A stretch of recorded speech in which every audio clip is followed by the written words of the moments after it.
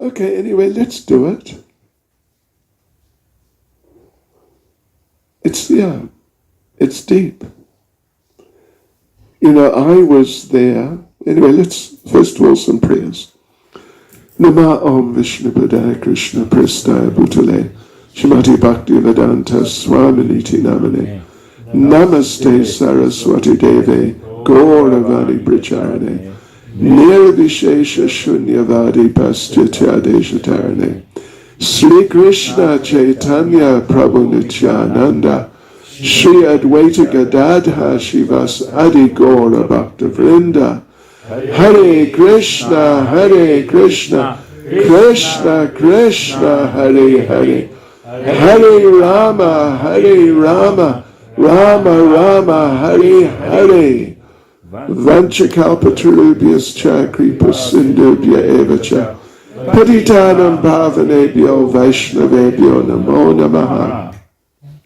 Srila Prabhupada ki jai. Srila Kadamba Swami Maharaj ki jai. Right, so I was there in 1977. There I was practicing Krishna consciousness. I was not in Vrindavan. I was in London, in Bhaktivedanta Manor. And, November. But Srila Prabhupada left this world 7:30 in the evening, 7:36, something like that. November the 14th, Indian time. In those days we didn't have very good communications. So in London, we only found out the next day. Sometime the next day, I think it may have been late morning, but anyway, it was the next day. And then, England is, and at that time also was, very big yatra.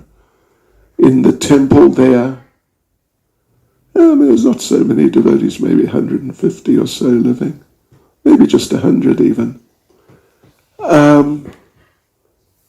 And I had the duty, we had big book distribution program going on, really big, thousands of books every day, thousands. And all the parties traveling, they had to telephone in their scores every evening, and every 15 minutes we took the calls, and that night I was the one who had to take the calls, and I had to tell the devotees, Srila Prabhupada's left this world, please come back to the temple. So they all came back. And the next day, or probably was the 17th, one devotee came, what was his name? Anyway, one devotee, Bharadraj, came from Vrindavan, and for the morning class told the whole story, at least an hour and a half or more, in detail, what happened. And, it really was, wow, what an experience. It's easy to say, wow, you've got no idea. I don't think it's not entirely true, but we would tend to feel like that when we've been through something very extreme. And it was extreme. So that was November. Then I remember and I'm just touching on this just for a couple of minutes, but on Prabhupada's Vyasa Puja 78 means, it was like August, or maybe even September. So it's not a year, but 9 or 10 months later. So all the devotees there, couple of hundred devotees in the temple room in Bhaktivedanta Manor. And one devotee, Tribhuvanath, Prabhu, amazing devotee. He read the offering by Harikesh Swami. Anyway, Harikesh, later on he got into difficulty. But at that time he was very well situated. And he read, Tribhuvanath Prabhu read his offering. And it was a step by step. You can locate it and read it. I think it's worth it. Step by step description of serving Srila Prabhupada, that now you want this, so I do that, and now you want that, and I do something else, and this, step by step. Wow, what an experience. And, he could only read like a sentence, and he had to stop for, 10 seconds or something to pull himself together. And, there's a good couple of hundred devotees in the temple room. There was not a dry eye in the temple room. Wow. It was more emotional than the actual experience, like finding out, and then the next day, and going through. Wow, it was really something. So, it's easy for me to say that you got no idea. But, I think you do have an idea. There have been different reactions I've seen from different of his disciples. On the day when I just found out, I was in the little side building in Cape Town, if you know the setup there. I came down to the temple room. There was one disciple in the temple room singing. I had just found out, and she had just found out. And she came over to the side door, if you know Cape Town, and opened the door for me. And wow, she was just overwhelmed. And I became overwhelmed by the association. So it's a very deep thing. Some people, one disciple who I'm in touch with, we communicate a bit. She was in Vrindavan, she wrote to me and said, a couple of days before Maharaj left, and she said, all around me, everyone's crying, except me. And I don't know, is there something wrong with me? Really, seriously. And I suggested that maybe she is in shock. I know if you had experience of, we know how it works, car accident, someone, some big car accident, and it's a mess. But someone's in shock, and they just walk around like, it's okay. But then after a while, the shock wears off, and then, they collapse, or they just, there's like a very strong reaction. So I suggested to her, maybe you're in shock. Because it's the sort of thing which can induce, will induce shock in different ways, to different degrees, in different devotees. Also in terms of what sort of relationship the devotees have. Some have long-term relationships, some just, relatively short, maybe a few months or something. So anyway, so I suggested maybe you're in shock.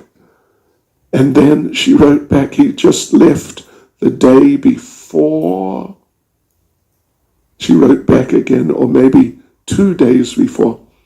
And she said she was in the temple room in Krishna Balaram temple, and someone called out Kadambakananda Maharaj's room, a name, and she thought, oh, maybe he's here. She looked around, But then she remembered, oh no, he left this world. And suddenly she just completely fell to pieces. Completely fell to pieces.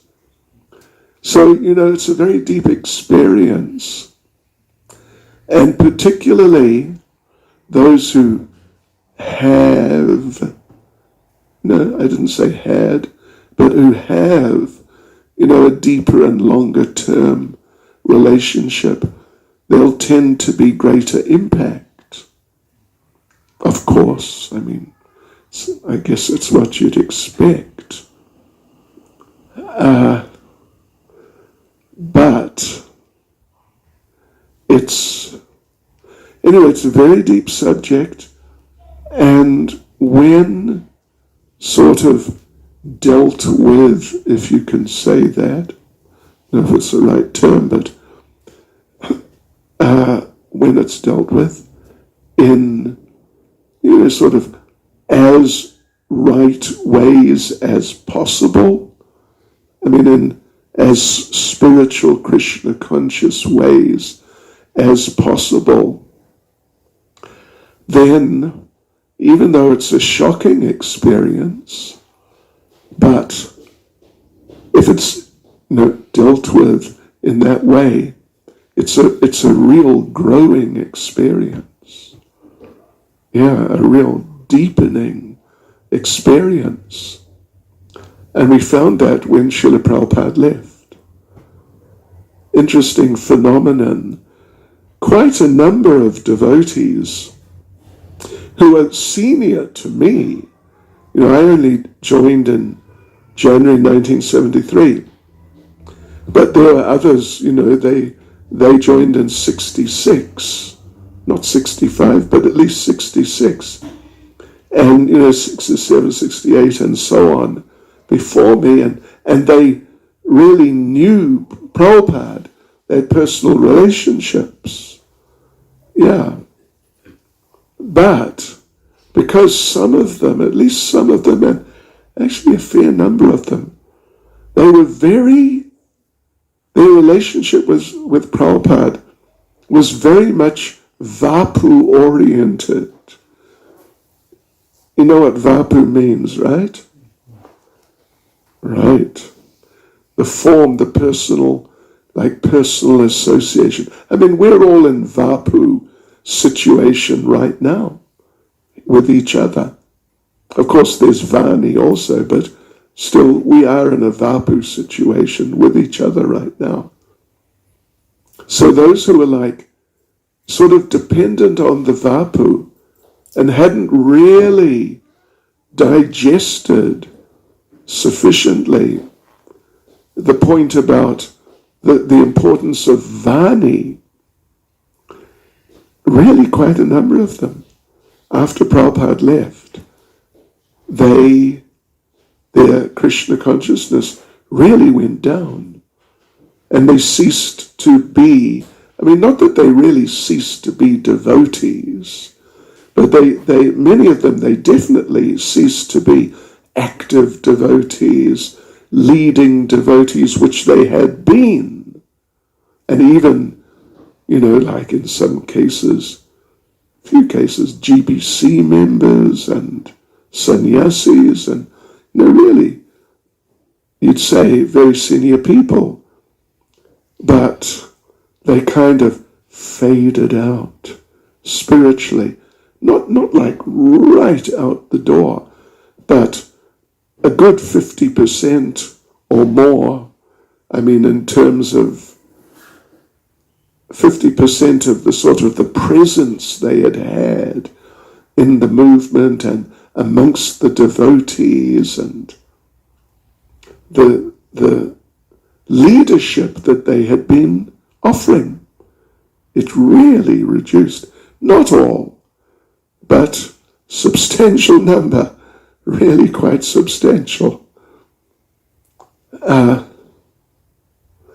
And just to lighten the mood, one of them who did, not immediately, but later on, Bhagavan, he was a GBC member, sannyasi, guru, but he left in 86, and he was kind of a bit arrogant, a bit proud.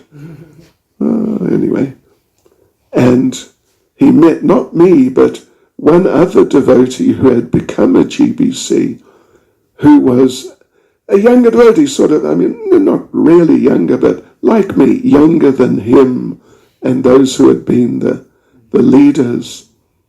And Bhagavan came up to him and said, "Oh, you're GBC, yeah? Oh, I see. So the B team has taken over." Just to lighten things up, or change the mood, or whatever. Do you get the idea? The B team, just kind of, not very important people at all. And so the devotee replied, "Yeah, well, you guys sort of dropped out altogether, so someone had to do it." And that's what happened. That's how I became a GBC. Who am I? But there was just, who's going to do it? Because so many of them had dropped out. Anyway, there you go. That's something.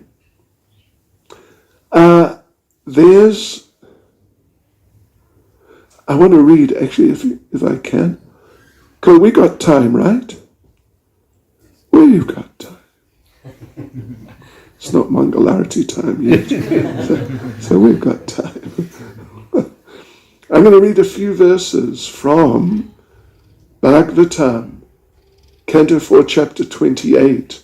Puranjan becomes a woman in the next life.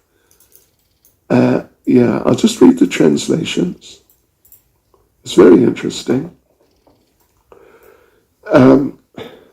There's this king, his name is Malaya Dwaja, and he's just about to die, leave his body.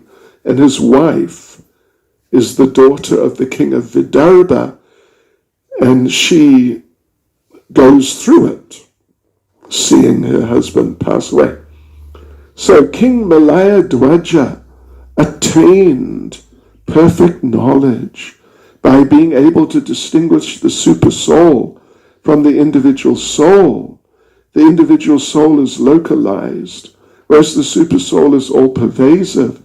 He became perfect in knowledge that the material body is not the soul, but that the soul is the witness of the material body. In this way, King Malaya Dwaja attained perfect knowledge, because in his pure state, he was directly instructed by the Supreme Personality of Godhead. By means of such enlightening transcendental knowledge, he could understand everything from all angles of vision. King Malaya Dwaja could thus observe that the super soul was sitting by his side, and that he, as the individual soul, was sitting by the side of the super soul. Since both were together, there was no need for separate interests. Thus, he ceased from such activities. The daughter of King Vidarbha, this is now his wife, this Malaya Dwaja's wife. So she accepted a husband, all in all, as the supreme. She gave up all sensual enjoyment, and in complete renunciation followed the principles of a husband who was so advanced. Thus she remained engaged in his service. The daughter of King Vidarbha wore old garments, and she was lean and thin because of her vows of austerity. Since she did not arrange her hair, it became entangled and twisted in locks. Although she remained always near her husband, she was as silent and unagitated as the flame of an undisturbed fire. The daughter of King Vidarbha continued as usual to serve her husband, who was seated in a steady posture, until she could ascertain that he had passed away from the body. While she was serving her husband by massaging his legs, she could feel that his feet were no longer warm and could thus understand that he'd already passed from the body. She felt great anxiety upon being left alone.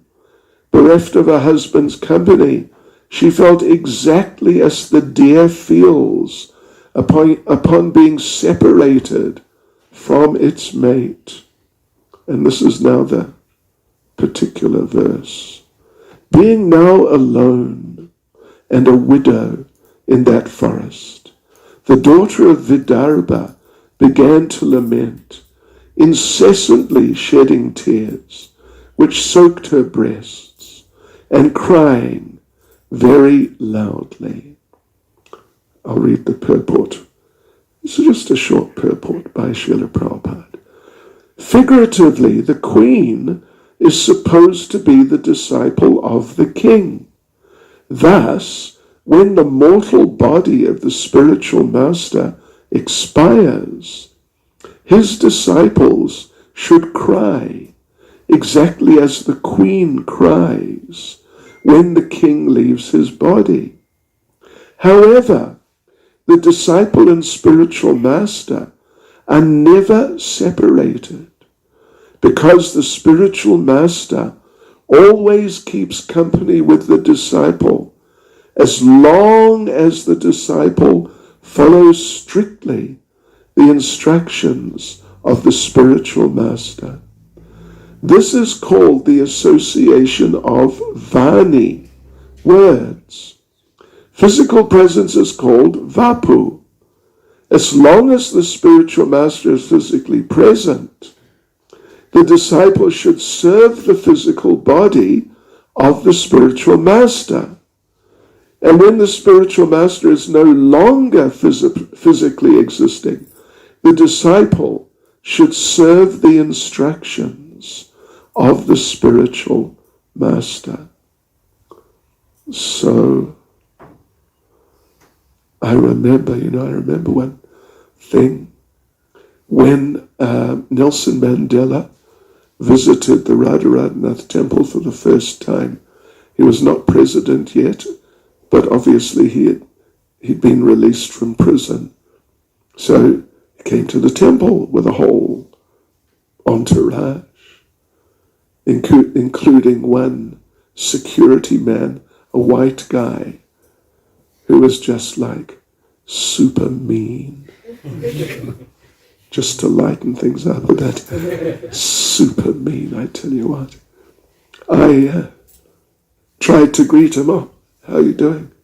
He just looked at me like, I mean, he had, I don't know if you're familiar with guns much. There's a gun called an Uzi. It's an Israeli automatic gun, almost like an automatic pistol. And he was just walking around with this. Yeah, and he just looked at me like, who are you, Mr. Nobody? Get out of the way.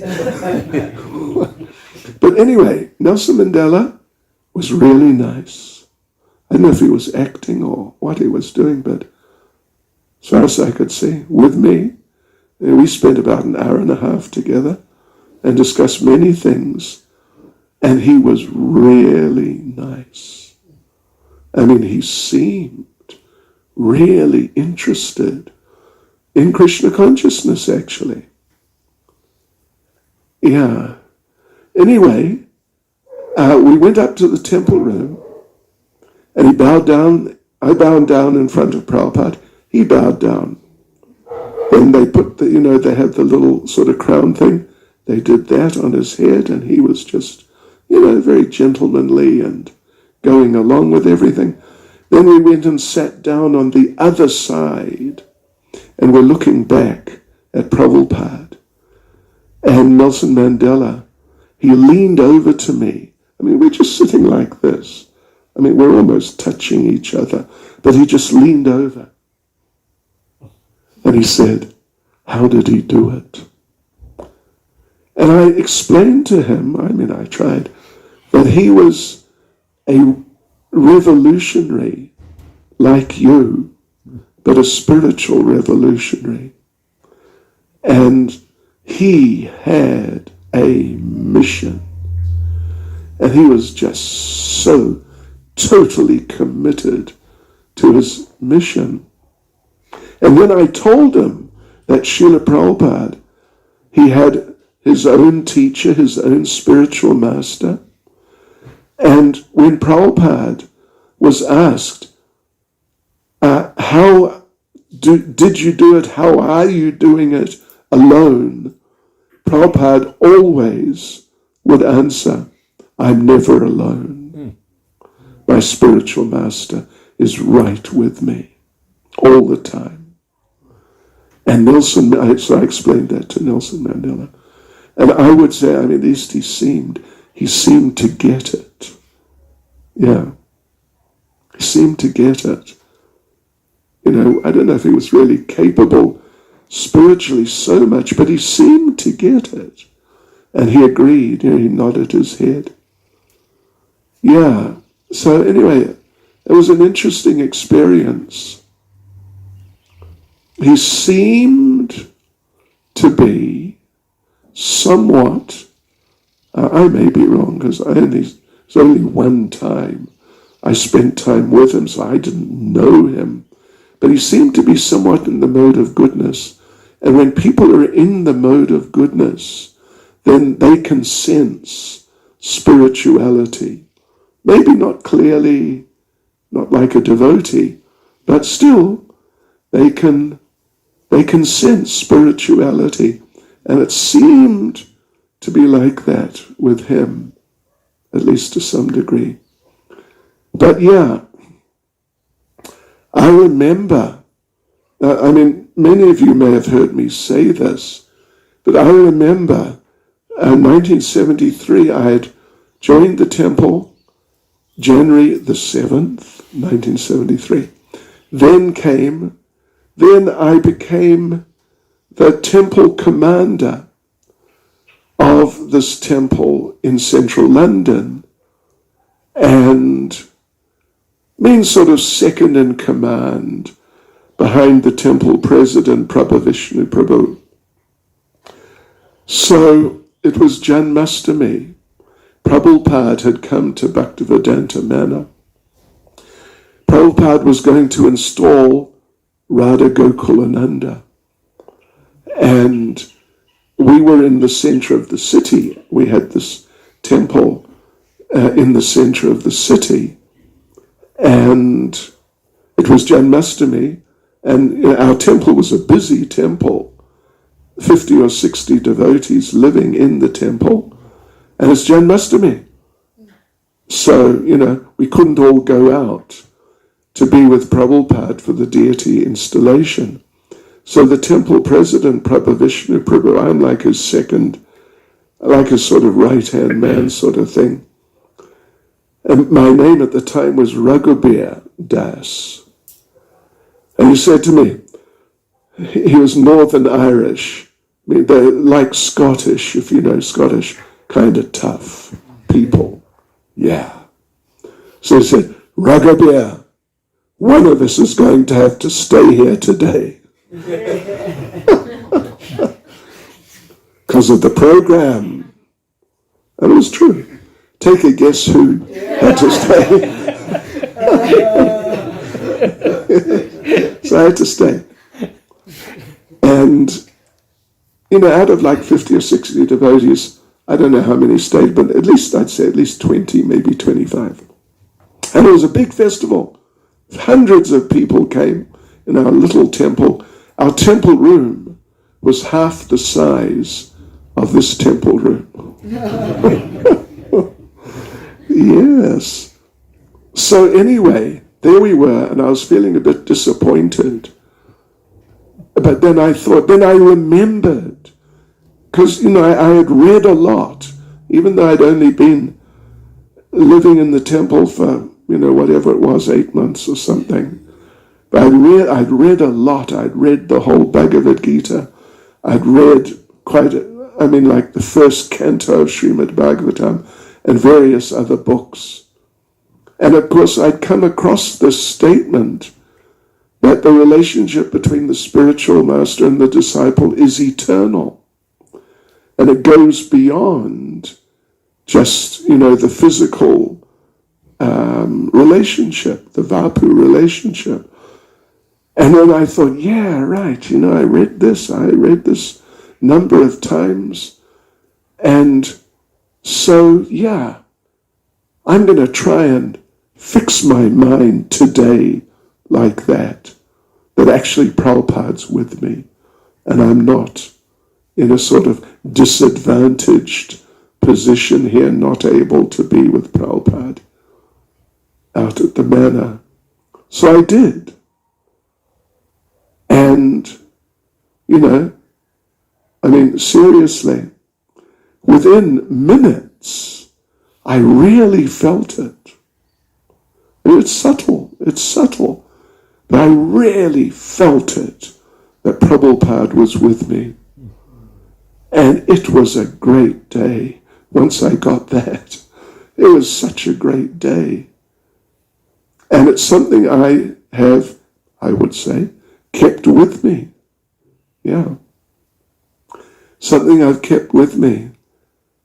And, the thing is that ultimately, the bottom line is it's true. It's actually true. And if we get into it, we're just getting into the truth. It's not like some imagination or something like that. It's very deep. It's very powerful and very meaningful. And, powerful in that it strengthens the faith.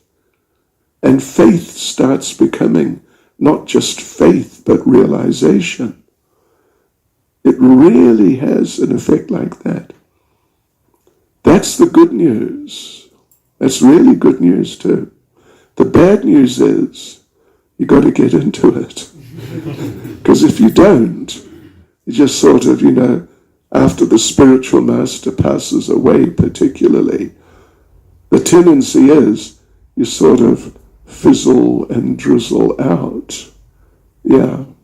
At least things go down. They don't stay on the same level, and they certainly don't go up. Yeah. So, I guess you've heard the class that I gave in Cape Town on Friday. Anyway, I'll just reflect a few things from there. I mentioned to you, actually, before we went to Cape Town, just a day or a couple of days or something, that the physical presence of the spiritual master, or any devotee, or any living being, you could say, but particularly here, the spiritual master, the physical presence and the relationship on the physical level can be, I'm not saying it's absolutely, but it can be a distraction from the spiritual reality. Because Kadamba Kanana Maharaj, he was, I think, 69. So, he's an elderly person. Yeah, not really elderly, but he's basically elderly.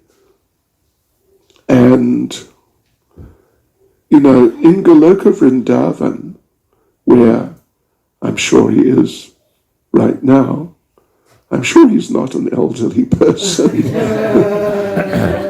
With a kind of funky body, you know what I mean? His body was, sure, just a shame. It wasn't, his health was not managed properly, or not managed as well as it could have been after the operation, 6 or 7 years ago. For what it's worth, my health really gets managed. I got managers on my case, and others in Durban. And every day. Oh yeah, I tell you what. Changing my medication every day sometimes. And doctors, every few weeks, different doctors. So, if it hadn't been, he would have joined me actually, because a certain thing was getting a bit out of hand, but it was not being dealt with. But then we got, a better person on the job, and he really dealt with it. And at least, today, Sunday, the 26th of March, 2023, I'm still with you. Yeah. And I mean, at this rate, I assume I will be for, a fair amount of time, actually. But yeah, it wasn't managed properly. And therefore the thing recurred, but it wasn't. I mean, only when it was just really too late, then it was caught that, oh, look at this. Look at what he's got. But it was too late to really, they could have done something, but it would have been chemotherapy.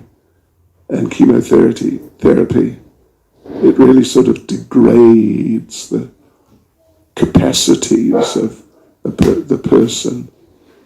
So yeah, anyway, the thing is, it's an important lesson, is that the vapu, in a certain sense, just in a certain sense, it's not like totally absolute, but it can be a bit misleading.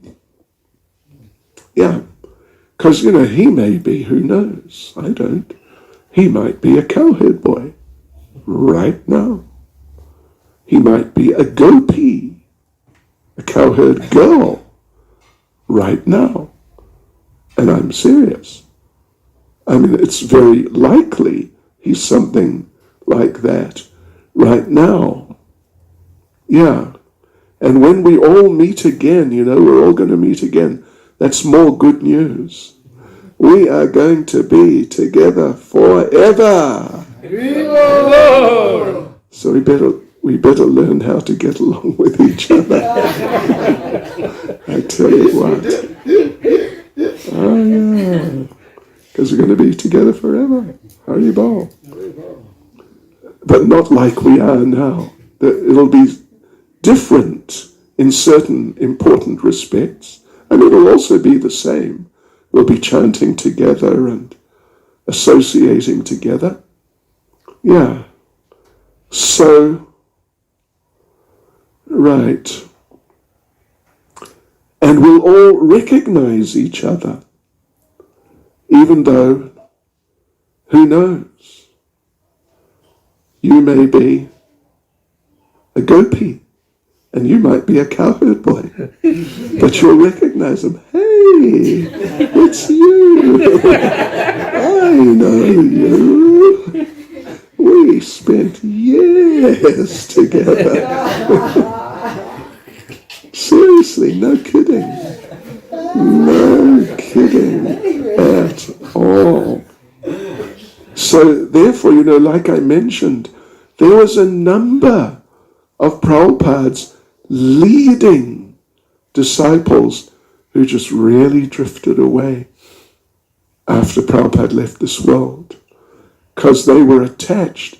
It's important. We just read, Prabhupada said, while the spiritual master's physical form is there, you should serve it.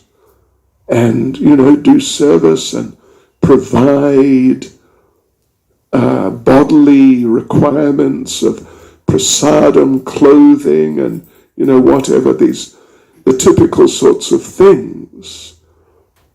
But you got to remember, this is an eternal associate of the Lord who you're associating with in a certain way. And it's not exactly like the eternal nature of the relationship.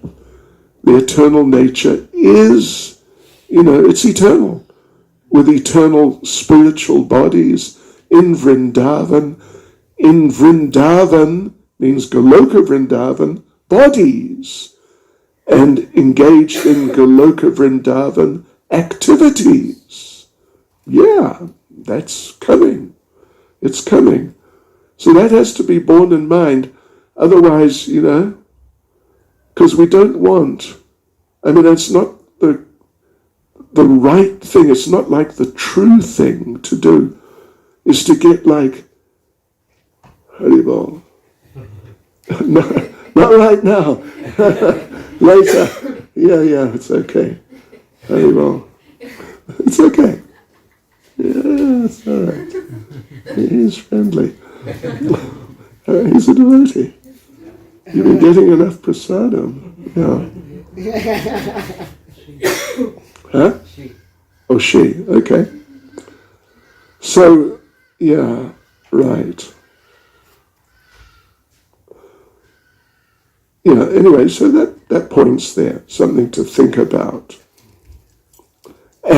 But for the time being, there's going to be a bit of a break for a while. People like me, Namacharya Prabhu, he's not quite as old as me, but he's up there. If Krishna's merciful and if we hang in there sufficiently, then Haribol, we will join Maharaj sooner than you. You're going to have to push on for a few decades. Yeah. But, when, there was one devotee, Mahavishnu Maharaj, the Indian one, if you know him. Yeah, he came here once, not the British, the Englishman one, but Indian one. And he was in the process of passing away in a hospital in England, and Taral Krishna Goswami went to visit him in the hospital. And Taral Krishna Goswami was saying to him that, come on, we're going to get you through this, and you'll recover, and you'll carry on. And Mahavishnu Goswami was saying, no, I think I'm on the way out. I'm on the way out. And Tamal Krishna Goswami asked him, well, listen, when you get there, can you put a good word in for me? And can you sort of prepare things? Yeah, can you prepare things? And Mahavishnu Goswami said, yeah, that's what I'm thinking about doing. I'm going to prepare things and get things set up. And Tamal Krishna Goswami joined him also, not long after, actually. Mm-hmm. Yeah, so, service and separation for the time being. And a very important point is, we're normally in separation anyway, be it from each other, be it from the spiritual master. Most of the time, and I mean really most of the time, we're in separation anyway, even when he's present. Who has ever spent 24 hours in the association of their spiritual master? It's rare. I think it's very, very rare indeed. And, when I was there in London, it was 73, it might have been, I think it was 73, in central London. One day, one devotee, an Indian devotee, just rolled up. He wasn't like an Indian, like a Hindu visitor, but he was a devotee. But from India, we'd never seen him before. So we asked him what happened, how'd you end up here? And he explained that I was shadowing Srila Prabhupada. When Prabhupada was in Calcutta temple, I was there. And I would sneak into his room and sit at the back and just watch him as he was preaching to people and doing what he does. And then Prabhupada would go to that's like Calcutta. Then Prabhupada would go to Delhi, and I would go. And the next day I would roll up there. And Prabhupada's in his room and preaching to people and doing things that he would do. And there's this devotee, his name is Haridas. He's still in Juhu, actually. Yeah. And he said, I would go sit in the back of the room and just watch. And then Prabhupada would go to Vrindavan. And I would arrive the next day. And I'd go into the room and sit at the back and watch. And one day, Prabhupada said, what are you doing? And Haridas said, well, I'm trying to get your association, Srila Prabhupada. And Prabhupada told him, you stop this. Stop following me around. And Prabhupada provided him with a round-the-world air ticket and said, go and visit my temples around the world. Yeah, don't just sit here watching me. And he rolled up in our temple in London and explained all this to us. And he's still an active devotee in Juhu, Haridas. So Prabhupada said himself, he only associated really personally, like discussing with Srila Bhaktisiddhanta, I think he said 4 or 5 times. Yeah. He was not one of the big guns, who are just there all the time. And yeah. So, of course, he made the most of it. But anyway, the thing is, service and separation.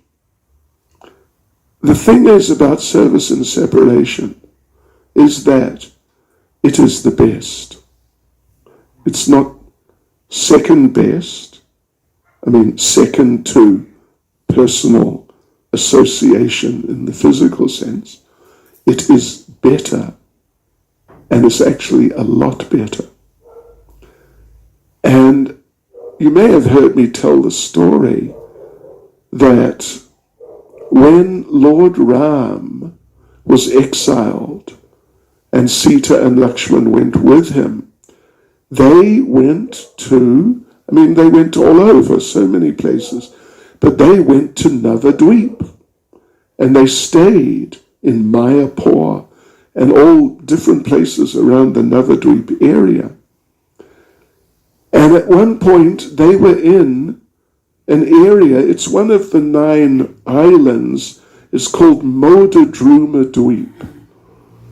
And it basically means the island where there's a very big tree, big banyan tree. So they're living under this banyan tree for a while. And one day, Sita saw Lord Ram, her husband, sitting in a meditation position, cross-legged and, deeply concentrated, and big smile on his face. And she thought, wow, what's he meditating on? So he came out of the meditation in a while, and she said, oh, what were you meditating on? You are obviously in ecstasy. Must have been nice.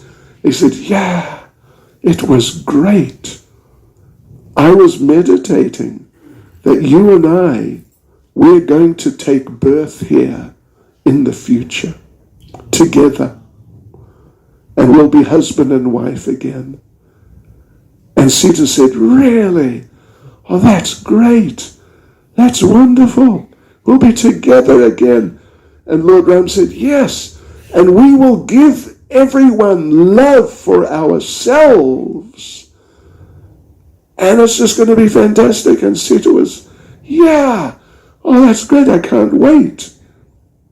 And then Lord Ram said, And then there's the best thing, the very best, the specialist thing, mostest specialist thing, that I am going to give you the greatest gift of all at that time. Because I am going to leave you and take sannyas. And Sita said, what? Well, that's not nice. How do you say it's the best thing? That's not nice at all. And Lord Ram explained, actually it is. Because love in separation is much higher than love in, meeting or being together. And Lord Ram said, I wanted to give it to you now. Therefore, by my arrangement, I've been sent into exile. And I wanted you just to stay back in the palace so you could experience it. But you insisted on coming with me. And I couldn't do it. But that time, I will make sure that you get the mercy, because I'll take sannyas. Then you can't come with me. I mean, I've told this story so many times. And this little, not exactly punchline, but many times. We cannot be Mr. and Mrs. Swami. So then I will go and you will not go with me. You will stay. And in this way, you will get that mercy, the greatest mercy. Service in separation. Love in separation. So, I remember vividly, even, what are we now getting on for 50 years later? What is it, 47 years later? Prabhupada left, and, I don't want to get into superlatives. It was the most, and the most, and it felt the most. Although, one can say that. But very quickly, many of us, we got the idea that, okay, now we're serving in separation. That's what we're doing. So we don't need to become depressed. I mean, it's really a mistake to become depressed about it, even though, in a certain sense, it's understandable. I mean, if it was your father or your mother or some close materialistic person, that's what happens. They get depressed. And some of them get depressed for years. I mean, that's not common, but say, several months or a year to be really sort of pretty out of it. It's kind of normal in ordinary materialistic situations. But here we understood that actually we have now been placed in separation, and now we have to embrace it, really embrace it, and learn how to live. I mean, I'm not going to say deal with it, but how to live in it. And then what we're promised is, it's going to be really wonderful. It's going to be really amazing. It's going to be very deep. And the connection with Prabhupada in that case, the connection is going to become deeper than it's ever been. And actually we're going to become inspired and excited. And really, it's going to be great. And it's true. It is. But the thing is, you just got to break through. That's all. That's the thing. That's not bad news, but that's the challenge. You got to break through. Takes a little while, usually. But you break through, then you find the sun is bright on the other side. It really is. And life is just full of nectar on the other side, but you've got to get to the other side. Otherwise, you're sort of moping around, or, your Krishna consciousness becomes undermined. And that's really what we don't want. So, yeah. So, what's it? It's 6 o'clock. I don't want to just ramble on forever. I'll say a couple more things.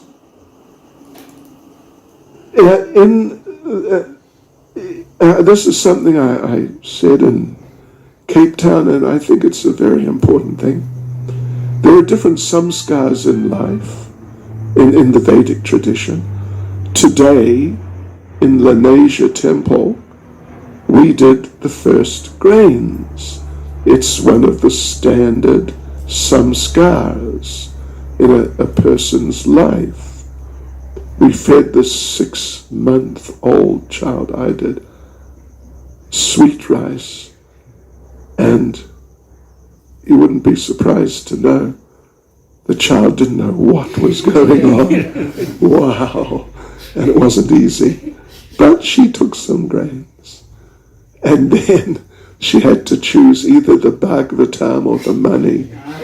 And she sort of fell with her head bang on the Bhagavatam at the lotus feet of Lord Krishna. Yeah. It was not really a choice.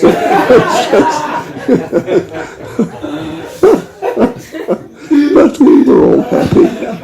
That's a samskar. Samskar means something you do to mark a change, like a transition in your life. Well, actually, samskar means impression. Something which makes an impression on your head, like, wow, okay, this is now a different phase of life. I don't think the first grains has that much impact on the child psychologically, but certainly something like marriage, those of you who are married will know, boy, it's like from one world to another. Yeah. Or then the first child, it's another one, isn't it? Yeah. From one life into another. Yeah, it's a transition. And the samskar is to help you make the transition. So you actually you step into the new phase, and there you are, you're in it. So the departure of the spiritual master is not one of the traditional samskars, but it's kind of like that in effect. Because now the vapu aspect of the relationship, for the time being, is finished. It's just finished. I mean, you got pictures. I got one of the books, this big book. Picture book. It's nice. Yeah. So there are pictures and recording. Well, no, let's just say, in terms of the form, there's pictures. You should keep a picture on your altar or in your room, wherever. Carry it on you. But it's not the same as the actual personal association. So, basically the vapu aspect is, at best it's really reduced. It's really reduced. But now the vani aspect, that becomes like clearly the main thing. And again, the good news, and it's really good news, is that if you dive into it like that, then you find that, hey, it's true. I'm in his association. And it feels just like it did before. And then it feels better and better than before. So it's like a new dawn in the devotee's life. Yeah. So therefore it said, Bhaktivinoda Thakur said, he reasons ill who says that Vaishnavas die when thou art living still in sound. The Vaishnavas die to live, and living try to spread the holy name around. And that's Kadamba Kanana Swami. I mean, he was really into spreading the holy name around in a very big way. I looked through that book. I don't know if you've seen it. I looked through the whole book last night, and it's full of pictures of him doing what? Take a guess. Leading kirtan. So many pictures of him, and big pictures. It's, big format. Yeah. So, yeah. I mean, I think we've all heard this verse. I mean, I've heard it so many times. But it comes to life. It becomes real under these types of circumstances. Yeah. That he reasons ill, and we are reasoning ill if we think that the spiritual master gone. We're just not reasoning properly, because he's living still in sound, and even more so than before. And the Vaishnavas die to live. I mean, in terms of physical body, there's a saying I just learnt in Cape Town, it's a really good one, that old age is not for sissies. I don't know if you can vouch for that. I can vouch for that. Boy, can I vouch for that. Old age is really not for sissies. It's not just being, 30 or 40 years old and life is just going on. I tell you what, every day. Yes. So, yeah. Particularly, it really applies to Maharaj. The Vaishnavas die to live. I mean, with any Vaishnav, that's the case. But particularly in his case, unfortunately, his material body just, it fell to pieces eventually, literally. And it was, for a month, a year or some months, it was in the process. So, who would want someone to go on living in such a debilitating and painful condition? So the Vaishnavas die to live, leave behind the rubbishy old body, frankly, and get a transcendental spiritual body. But while they're living, they try to spread the holy names around, and that's, that's great. So we celebrate their lives. It's really wonderful. So let me see if, am I depressing you? Are you feeling sort of like, not yet? So, and Prabhupada says in the introduction, at the beginning of the introduction of Srimad Bhagavatam, there's a dedication to Srila Bhaktisiddhanta. He lives forever by his divine instructions, and the follower lives with him, means in the form of his instructions. And we've heard many times the instructions, the Vani, the form of the spiritual master in the form of his instructions.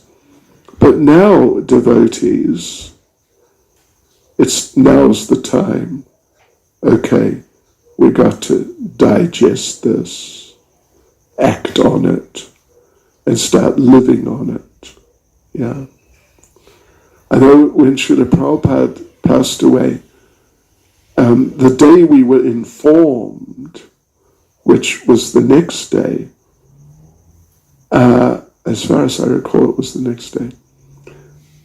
I mean, many devotees didn't know what to do. I was called for by the temple president in Bhaktivedanta Manor, and I didn't know what's up. And he told me Prabhupada's left this world. And it was like, what are you talking about? Come on. We were not expecting it. Although Prabhupada had been there just weeks before, September, late August, September, like 2 months before. And wow, Prabhupada was not in a good physical condition at all. He couldn't walk. He had to be carried everywhere. But still, when he finally passed away, it was like, what? No, can't be. No. And the thought which came into my mind was, you might as well tell me that the man from the moon has landed and he's invading the planet. Just tell me that. I could accept that more easily. Yeah. But some of the devotees, not many, some of the devotees, when they got that news, whatever they were doing, they just stopped it. Some were just sort of paralyzed. But some of them, whatever they're doing, they stopped. They picked up some of Prabhupada's books, a book bag. They just went out and distributed books. Because they understood, this is Krishna consciousness. A life of service. A life of service. So let's celebrate a life of service by doing service. Yeah. So it's the transcendental reality. We've heard it so often, but now is the time to really take it to a deeper level and realize it. At first, of course, it'll be difficult for some. Some will be in shock. But you know what Maharaj said, I'm sure you heard. What's death? It's just a change of service. No, he said that. Yeah. And this one devotee in Reunion, it's part of France, but it's an island just near Mauritius. I contacted him, he's one of the leaders there, and I asked him, you okay? Or, how are you? I mean, can I help? And he said, no, it's just a change of service. That's all. It's all right. No problem. Yeah. Hare Krishna. Srila Prabhupada ki jai. Srila Kadamba Kanana Maharaj ki jai.